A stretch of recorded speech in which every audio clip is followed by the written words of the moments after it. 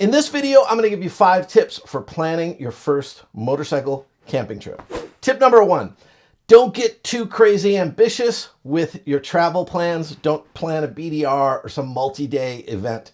Your first moto camp trip should be an overnighter, an hour to 2 hours away from home, if at all possible.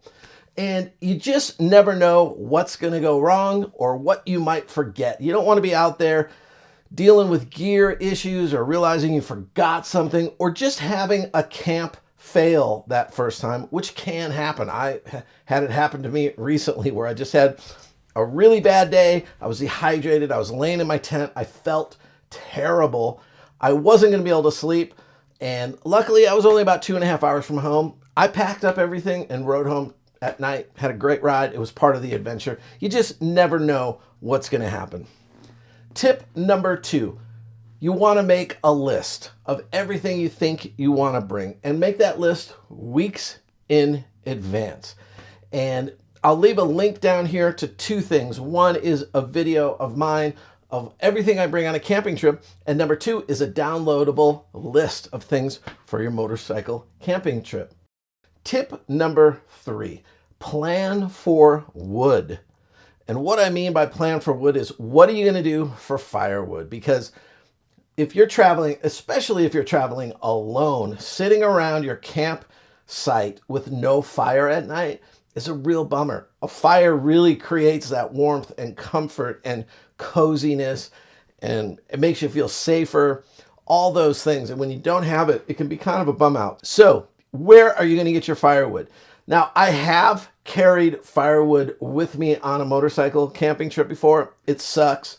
I wouldn't recommend doing it. You definitely can't do it if you're going to do any kind of off-road riding. It takes up a ton of space. It's heavy. It's bulky. But I had no choice on that trip. The other thing to think about is certainly in the Southwest, if you're desert camping at all, there really isn't much firewood to collect.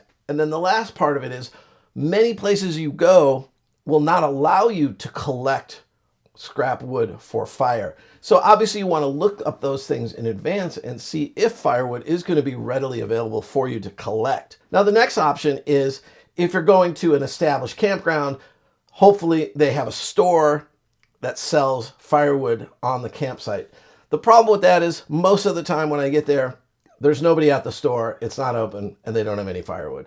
So the better option is as you are planning your route and you're looking at where you are going to sleep that night, how far away is there a store that you can go to get firewood? So go to your campsite, drop off some gear to kind of create some room in your bags.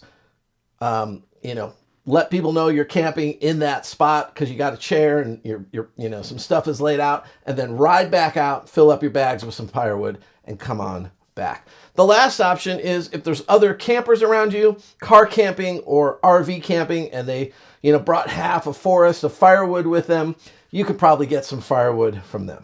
Tip number 4 is bring some food that requires no flame or heat whatsoever to cook.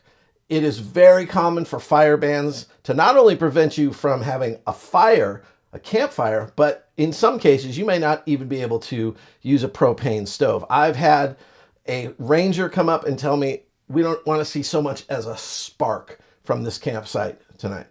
So I was out of luck in that case. I really didn't have anything to eat. So I always bring a sandwich and some things that I could eat for a meal if I cannot produce any kind of heat.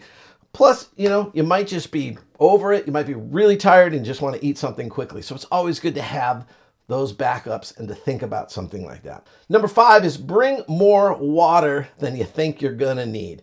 Not just for drinking, but remember, you're going to make coffee in the morning. You're going to clean your utensils. You're going to clean some of the, pots or pans or any things that you have used for cooking. So it's always better to have too much water than to be rationing it because you're worried about using it to clean stuff, because you're afraid you're not going to have enough water to drink. So always bring more water than you think you're going to need. All right, I hope that video helps you out if you're planning your first motorcycle camping trip. We'll talk to you soon.